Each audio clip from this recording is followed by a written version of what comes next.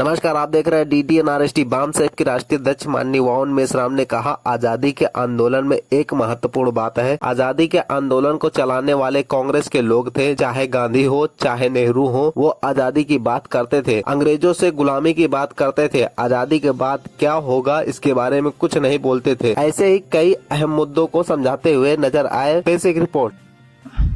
आजादी की बात करते थे, अंग्रेजों के गुलामी से आजादी की बात करते थे।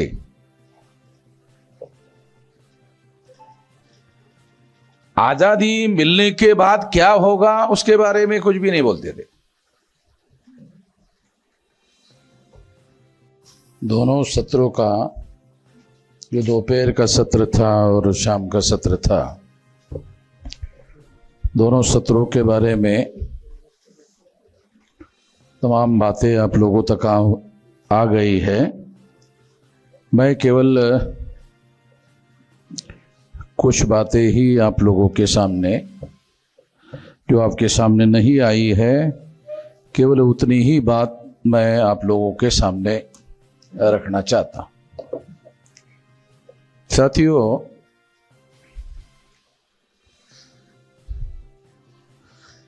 आजादी के आंदोलन में एक महत्वपूर्ण बात है, जिसे ये जो दोनों विषयों को समझने के लिए वो बैकग्राउंड समझना बहुत जरूरी है। आजादी के आंदोलन को चलाने वाले कांग्रेस के जो भी नेता लोग थे, चाहे गांधी हो चाहे नेहरू हो,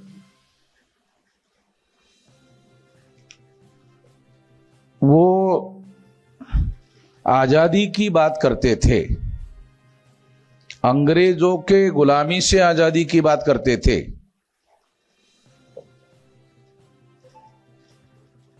आजादी मिलने के बाद क्या होगा उसके बारे में कुछ भी नहीं बोलते थे,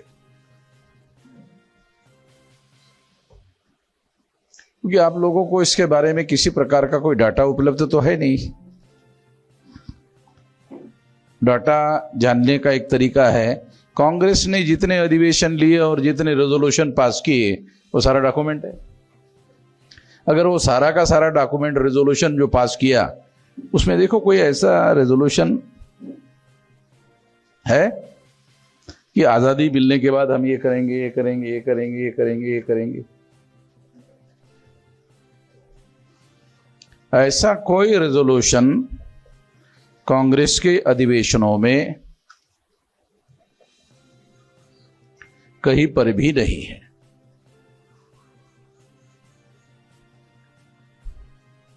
फिर SC ST OBC के लोग इतनी भारी संख्या में गांधी और कांग्रेस के समर्थन में क्यों खड़े हुए? एक सवाल है। तो मीडिया बहुत बड़े पैमाने पर उनके आंदोलनों को पब्लिसिटी देते थे और उससे देश में ये माहौल बनाया जाता था कि सारी समस्याओं की जड़ अंग्रेज है, अंग्रेज अगर चले गए तो सारी समस्याओं का समाधान हो जाएगा। ये माहौल बनाया जाता। तो इस माहौल की वजह से सारे SC ST OBC माइनॉरिटी के लोग जो है उसमें शामिल होते थे। मुसलमानों के नेता सतर्क थे, उसी सतर्कता की वजह से पाकिस्तान बना। अब पाकिस्तान बनने की वजह से ब्राह्मणों को पाकिस्तान में कुछ करने का कुछ कारण रहा नहीं। वो सारा उनके नियंत्रण में चला गया। उनको डिसाइड करना है क्या करना है पाकिस्तान के अंदर।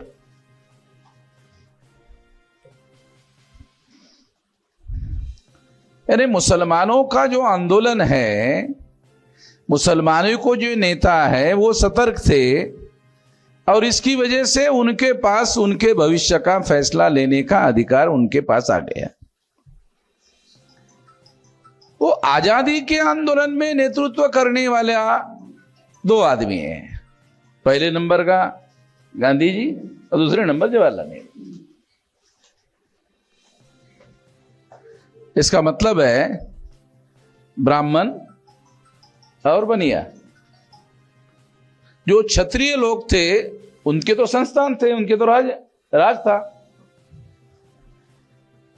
वो तो ऐसे आजादी के आंदोलन में शामिल ही नहीं थे। 650 संस्थानिक राजा थे और उनके राज में उनके पास ही पावर था, बल्कि उनको मांगना पड़ता था। अगर रिजर्वेशन शाहू महाराज को मांगना है तो शाहू महाराज को मांगना पड़ता था, तो उनके पास पावर था।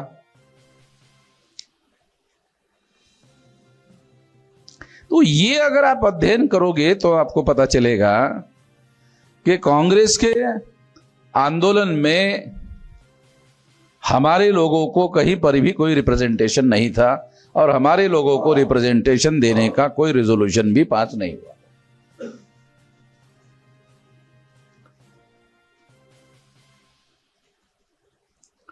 पहली बात मैं आपको बता रहा हूं। दूसरी बात, बाबा साहब अंबेडकर सतर्क थे कि आजाद भारत में हमारे लोगों को जब कांग्रेस के नाम पर ब्राह्मणों का कब्जा होगा तो अंग्रेज का राज चला जाएगा, ब्राह्मण का राज आएगा। तो रिकॉर्डेड स्पीच है बाबा साहब अंबेडकर का कि अगर अंग्रेज जाने के बाद ब्राह्मण का राज आ गया तो ज्यादा बुरा होगा। ये रिकॉर्डेड बातें हैं राउंड टेबल कॉन्फ्रेंस की। तो बाबा साहब अंबेडकर सतर्क थे और बाबा साहब अंबेडकर सतर्क होने की वजह से उन्होंने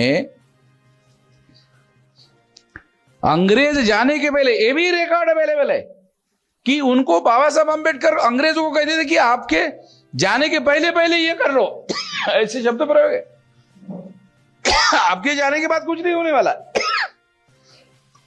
आपके जाने के पहले पहले ये कर लो।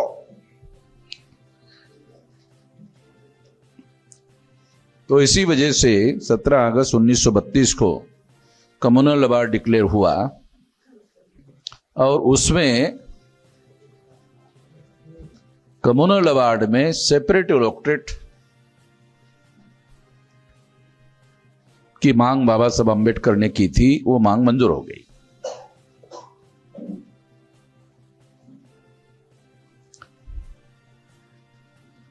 ये मांग मंजूर हो गई। सेपरेट इलेक्टोरेट की वजह से क्या हो सकता था? शेड्यूल कास्ट और शेड्यूल ट्राइब के लोगों को आजाद भारत में जो पॉलिटिकल डेमोक्रेसी है, जो पॉलिटिकल सेटअप है, जिसमें उनके रिप्रेजेंटेटिव चुनकर जाना है, 22.5% एमएलए और 22.5% मेंबर पार्लियामेंट शेड्यूल कास्ट और शेड्यूल ट्राइब के चुनकर जाने वाले, और वो सेपरेट इलेक्टोरेट में चुनकर जाने वाले थे। सेपरेट इलेक्टोरेट का मतलब है शेड्यूल कास्ट का चुनाव क्षेत्र होगा, शेड्यूल ट्राइब का अलग चुनाव क्षेत्र होगा। शेड्यूल कास्ट का अलग चुनाव क्षेत्र का मतलब है उसमें शेड्यूल कास्ट के लोगों को ही चुनाव लड़ने का और चुनाव में वोट देने का, उसको बोलते हैं सेपरेट इलेक्टोरेट, स्वतंत्र चुनाव क्षेत्र। तो इससे क्या होगा?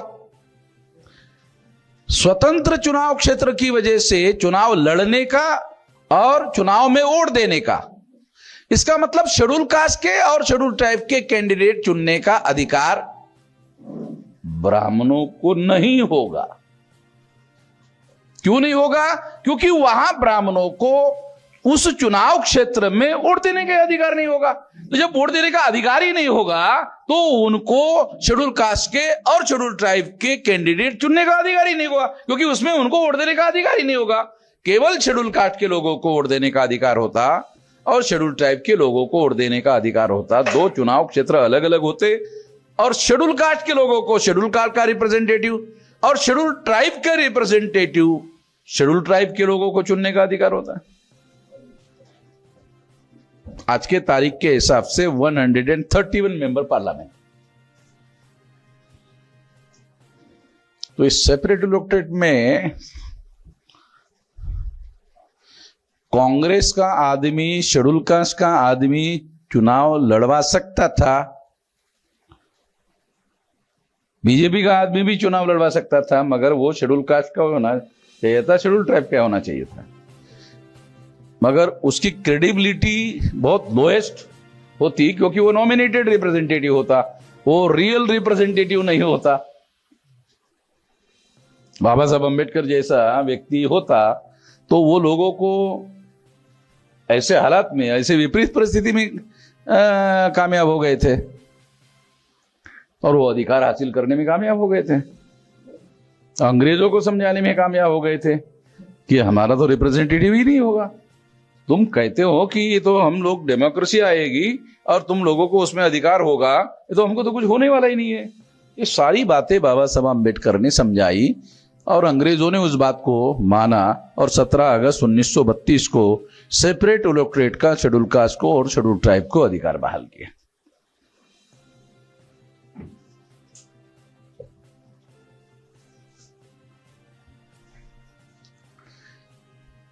कांग्रेस का नेतृत्व कौन कर रहे थे? गांधी जी कर रहे थे।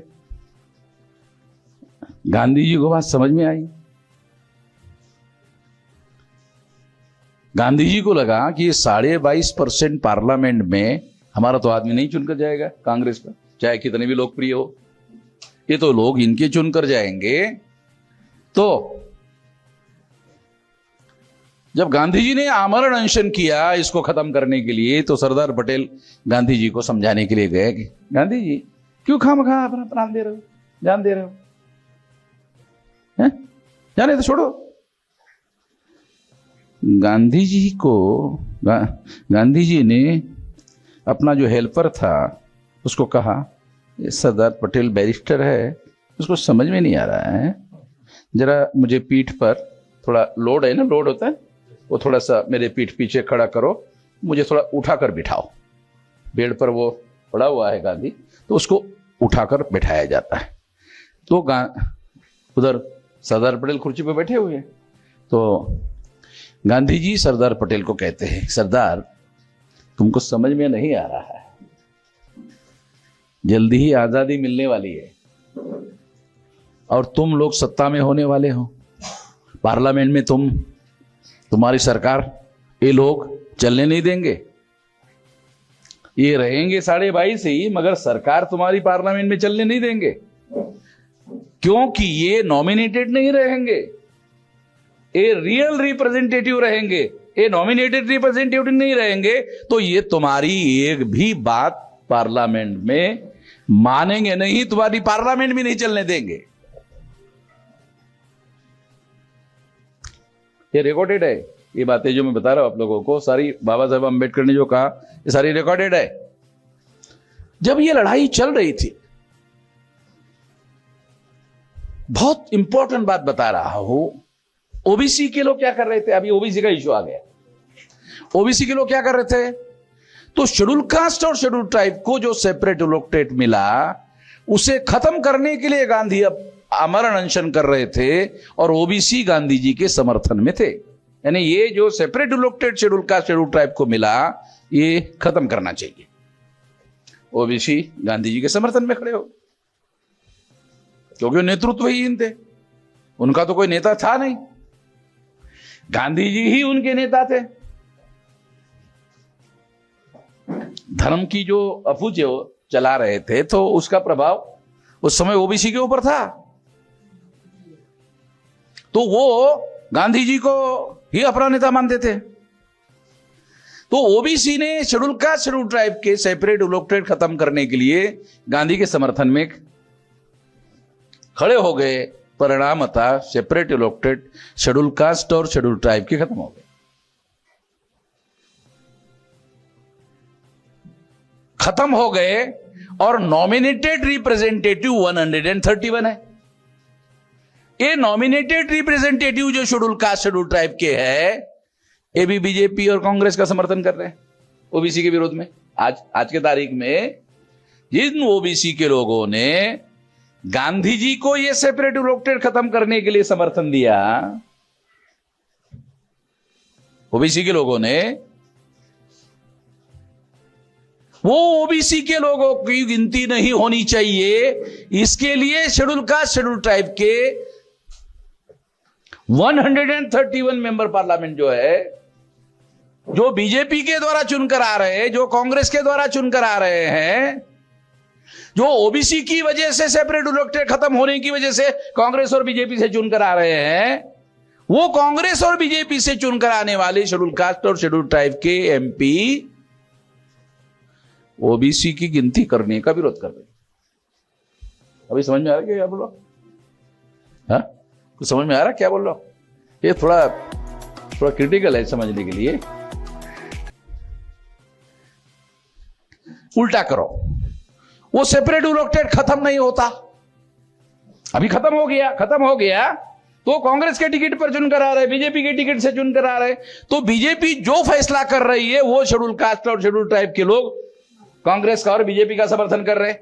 इसका मतलब है ओबीसी की जाति आधारित गिनती के विरोध में खड़े हो रहे हैं, क्योंकि वो रियल रिप्रेजेंटेटिव नहीं है, ये शेड्यूल कास्ट शेड्यूल ट्राइब के वो नॉमिनेटेड रिप्रेजेंटेटिव है।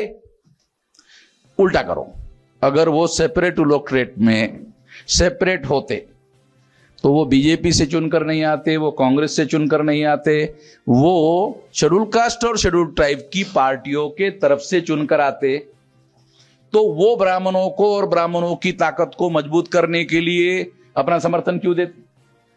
ओबीसी के समर्थन में खड़े हो जाते कि ओबीसी की गिनती होना चाहिए, जैसे मैं स्वतंत्र हूं और मैं ये कह रहा हूं गिनती होनी चाहिए, तो वो तो मेरे से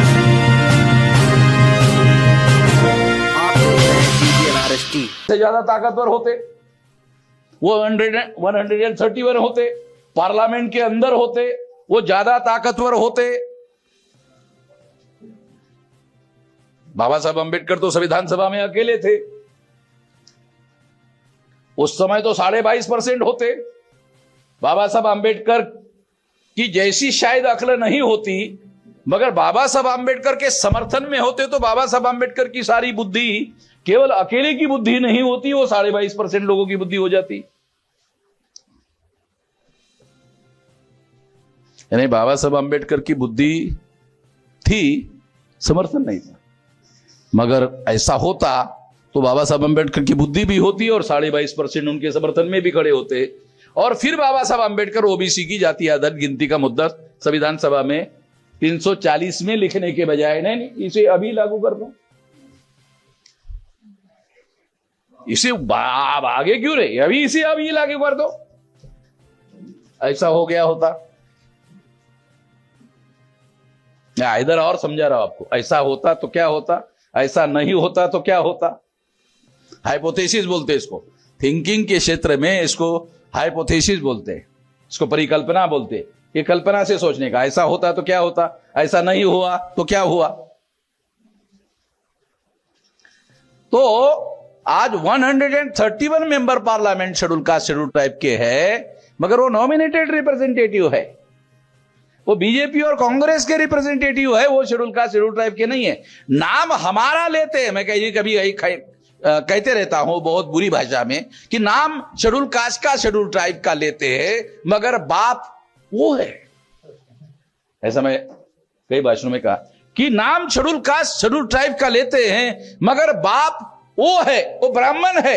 इसका मतलब है ये जो वर्तमान 131 मेंबर पार्लियामेंट है, शेड्यूल कास्ट शेड्यूल ट्राइब के एमपी एमएलए है, ये ब्राह्मणों की नाजायज औलाद है। तो नाजायज औलाद से जायज काम तो पॉसिबल नहीं हो सकता, तो नाजायज से नाजायज ही काम होगा, नाजायज से जायज काम तो नहीं हो सकता। यदि 32 में ये SC/ST का मामला, पॉलिटिकल मामला जैसा आज 131 है, उसी समय 22.5% लोग अगर होते, तो ओबीसी का मामला आजाद भारत में नहीं, 32 में ही शेड्यूल कास्ट शेड्यूल ट्राइब के साथ में ओबीसी का भी मामला बाबा साहब अंबेडकर टेकअप करते हैं। और अगर ऐसा ही टेकअप करके आगे बढ़ते तो फिर गांधी जी के नाम पर आजादी मिलती, ऐसा संभव नहीं होता, क्योंकि 74.5% लोग तो हम बाबा साहब अंबेडकर के समर्थन में होते। जिन मुसलमानों ने पाकिस्तान बनाया वो मुसलमान तो गांधी कांग्रेस के समर्थन में नहीं थे, मगर कभी कभी बाबा साहब की समर्थन की बात करते थे, क्योंकि बाबा साहब अंबेडकर नेहरू और गांधी का विरोध करते थे।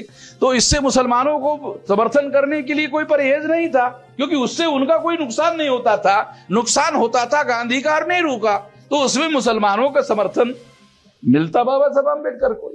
तो SC ST OBC माइनॉरिटी इतना समर्थन होता, तो ये 74.5% नहीं होता, और उसमें 15% 20% मिलाओ, तो सारी राजनीति जो है पूरी तरह से दूसरे तरीके की राजनीति होती है। जिस मुद्दे पर अब हम लोग चर्चा कर रहे हैं, ये चर्चा के विषय नहीं। 32 में और 1950 के पहले ये सारे के सारे मामले जो है हल हो गए होते। तो इसका मतलब ये है, असली समस्या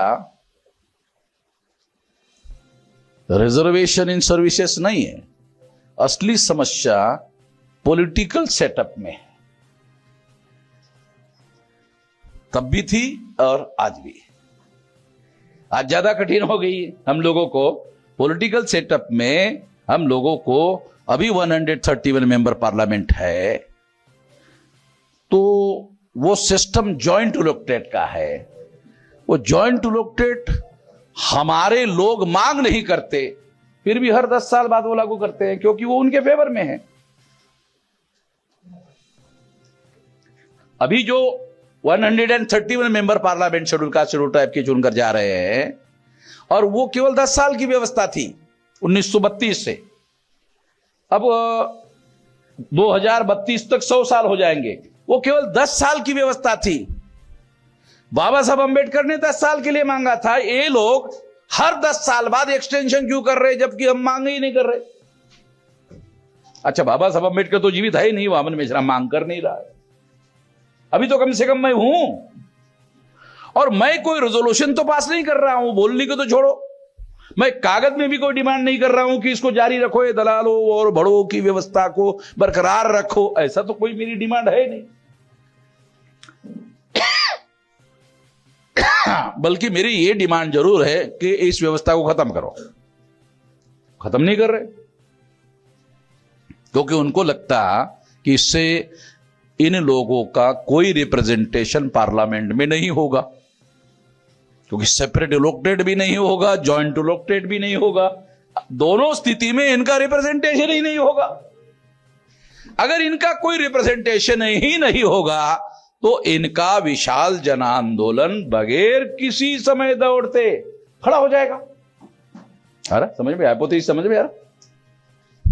जब ये विशाल जन आंदोलन होगा तो फिर इस विशाल जन आंदोलन से ओबीसी कैसे बाहर रहते? क्योंकि वो भी तो दुखी रहते, उनकी भी समस्या का समाधान करना था। तो SC ST OBC और माइनॉरिटी, ये सभी लोगों का आंदोलन आजाद भारत में हम लोग खड़ा करने में कामयाब हो जाता।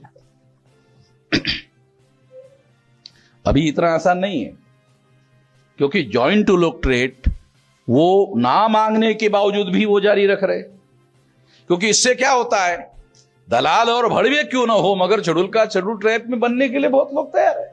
बोलते चलो यार, भागते भुगते की लंगोटी ठीक है, कुछ नहीं तो कम से कम हाँ पावर नहीं तो पोजीशन ही मिलेगा। MP साहब MP साहब MP साहब MP साहब, चलो साला इतना ही बोलने नहीं देंगे पार्लियामेंट में, मगर हमारे SC ST OBC के लोग MP साहब MP साहब MP साहब ऐसा तो बोलने वाले होंगे। तो ये पॉलिटिकल सिस्टम, ये मामला फंसा हुआ है। अगर ये मामला हल होता, मान लो ये मामला हल होता, तो रिजर्वेशन कितना परसेंटेज होना चाहिए एडमिनिस्ट्रेशन में, उसका मेरिट क्या होना चाहिए, उसका मेरिट ये होना चाहिए और वो होना चाहिए, वो सारा का सारा डिसाइडिंग फैक्टर तो हमारे हाथ में होता है, हम डिसाइड करते।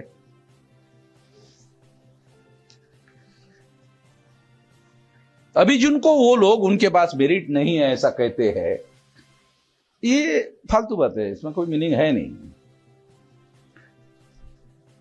जो चपरासी आदमी 10-20 साल चपरासी करते करते वो बाबू बन जाता है, तो वो अनुभव से वही परफेक्ट होता है। अगर 1000 फाइल 20 साल में उसके हाथ से गई, तो वो नया ग्रेजुएट पढ़कर आया हुआ उसको पढ़ाता है। ऐसा नहीं रे, ऐसा है, क्योंकि अनुभव काम करता है ना। तो ये गवर्निंग सिस्टम जो है, जो भारत में जो गवर्निंग सिस्टम है, जो हम लोग नहीं चाहते हैं, फिर भी और 10 साल बाद वो हम लोगों को एक्सटेंशन करते जा रहे हैं। अभी आने वाले समय में हम लोग प्लान बना रहे कि एक आंदोलन ऐसा खड़ा करते हैं जो शेड्यूल कास्ट शेड्यूल ट्राइब का जो पॉलिटिकल रिजर्वेशन है उसके विरोध में आंदोलन खड़ा करें। तो उससे क्या होगा, बोलना पड़ेगा ना, वो जो आंदोलन खड़ा करेंगे उनको, भाई इनसे दलाल और भड़वों की व्यवस्था कैसे चुनकर आती है। तो ये बाबा साहब अम्बेडकर का ये लिखा हुआ है कि टूल एंड स्टूज, ये शब्द अंग्रेजी के, what Gandhi and Congress have done to untouchable, ये शब्द उनके ही है। Tool and stooge, agent of the caste Hindu, यानी ब्राह्मणों के दलाल और बड़वे। एजेंट का मतलब दलाल और बड़वे। ये बाबा साहब अम्बेडकर ने अंग्रेजी में लिखा हुआ है कि ये जो एमएलए एमपी है, ये मैं नहीं कह रहा हूं, ये शब्द agent of the caste Hindu. Caste Hindu का मतलब ओबीसी नहीं है, कास्ट हिंदू का मतलब ब्राह्मण।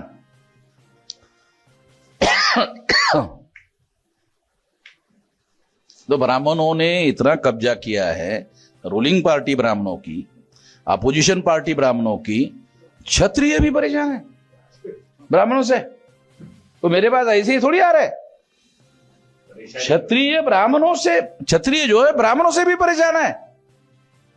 हम ही परेशान नहीं, क्षत्रिय भी परेशान है। तो रूलिंग भी ब्राह्मणों की है आज के तारीख में, अपोजिशन भी ब्राह्मणों का है, यानी अल्टीमेट पावर आजाद भावर में केवल 3.5% ब्राह्मणों का है। असल समस्या ये है, असल ये नौकरी का नहीं है, असली समस्या। इसलिए आपने देखा होगा कि काशीराम जी ने ज्यादा थ्रस्ट रिजर्वेशन लागू करने के बारे में कोई आंदोलन उन्होंने, और उसके बारे में बोलते भी नहीं थे, है? बराबर है ना? अगर आप उनका अध्ययन करो, उनका ज्यादा पॉलिटिकल स्ट्रक्चर में, और फिर उन्होंने मायावती को मुख्यमंत्री बनाया, और जो फैसले हो नहीं पाए, ऐसे तमाम फैसले जमीन बंटवारा भी उत्तर प्रदेश में किया। चौधरी साहब को पता होगा, ज्यादा से ज्यादा पट्टे दिए बहुत सारे लोगों को पट्टे। बंटवारा तो पहले चौधरी चरण सिंह ने कर। हाँ। तो ऐसी बहुत सारी बातें जो हम चर्चा आज कर रहे हैं या हमारे लोगों ने की यहां, वो असल समस्या पॉलिटिकल सेटअप में है। असल समस्या रिजर्वेशन के नॉन इंप्लीमेंटेशन का शब्द यहां यूज किया गया है। नॉन इंप्लीमेंट कौन करता है? जिसकी सरकार होती है वो नॉन इंप्लीमेंट करता है। अगर हमारी सरकार होती, अगर आज भी है, तो हम क्या करेंगे कि 100% भर दो। मिनिमम क्वालिफिकेशन बाबू को कितनी चाहिए, उतना देखो, हो गया, नो एग्जामिनेशन। अगर बाबू बनने के लिए 12th पास की जरूरत है, ओके, जो कौन 12th पास है, उसमें किसके मार्क्स ज्यादा है, ओके, हो गया, अपॉइंटमेंट। और एक रूल बनाओ कि उसको 2 साल ट्रेनिंग करना होगा। कोई हाई कोर्ट में जाएगा? पहले ही फैसला करो, ये 2 साल ट्रेनिंग लेगा, अब 2 साल के बाद तो वो ऐसा बाबू बन जाएगा, वो बाबू की नौकरी रहेगी। तो ये सारी बातें जिसकी सरकार होती है उसको फैसला करने का अधिकार होता है। तो असल समस्या सरकार है, असल समस्या सरकार है। तो असल समस्या रिजर्वेशन के इंप्लीमेंटेशन की असल समस्या जिसकी सरकार होती है वो इंप्लीमेंट करता है, और जिसकी सरकार होती है वो इंप्लीमेंट करता है, दूसरा है नॉन इंप्लीमेंट भी करता है। जिसकी सरकार होती है वो इंप्लीमेंट भी कर सकता है। अगर हमारी सरकार हुई तो 100% इंप्लीमेंट करेंगे, अगर पंडित की सरकार हुई तो नॉन इंप्लीमेंट करेगा। दोनों अधिकार है। तो असल समस्या सरकार की है। तो सरकार बनाने के लिए हमको संगठन खड़ा करना चाहिए, मास आंदोलन खड़ा करना चाहिए। Power is a product of successful struggle. अगर हम देश में बहुजनों का सक्सेसफुल आंदोलन करने में कामयाब हो गए तो हमारे लोगों को पावर मिलेगा, और पावर मिलने के बाद इंप्लीमेंट करेंगे तो हमारी सारी समस्याओं का समाधान होगा। इस दिशा में हम लोगों को 1930 तक 6-6.5 लाख गांव तक 15 लाख बूथ का संगठन खड़ा करो और आंदोलन को जन आंदोलन में रूपांतरित करो, तो सारा हमारे पास इंप्लीमेंटेशन करने का सारा अधिकार आएगा। ये काम हमको करना चाहिए।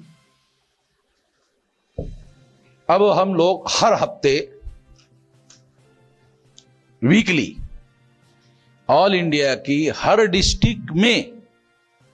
डिस्ट्रिक्ट के 1-2 आदमी की 500 जिलों की हर हफ्ते मीटिंग करेंगे, और साल में 52 बार मीटिंग करेंगे, और हर हफ्ते ये यही पूछेंगे कितने बूथ पर बनाए, संगठन तुमने कितने बूथ पर बनाया। तो हो सकता है महीने के 4 हफ्ते सुनता ही रहेगा, मगर 5वें हफ्ते में इंप्लीमेंटेशन शुरू हो जाएगा। और चूंकि वो जिले का ही आदमी है तो उसके जिले में उसको तहसील के यूनिट खड़ा करना है, और तहसील वालों को बोल देना है भी तुम्हारा बूथ लेवल का खड़ा करो, तो साल भर में हो जाएगा। बूथ लेवल का संगठन तहसील के आदमी को कहो तो साल भर में हो जाएगा।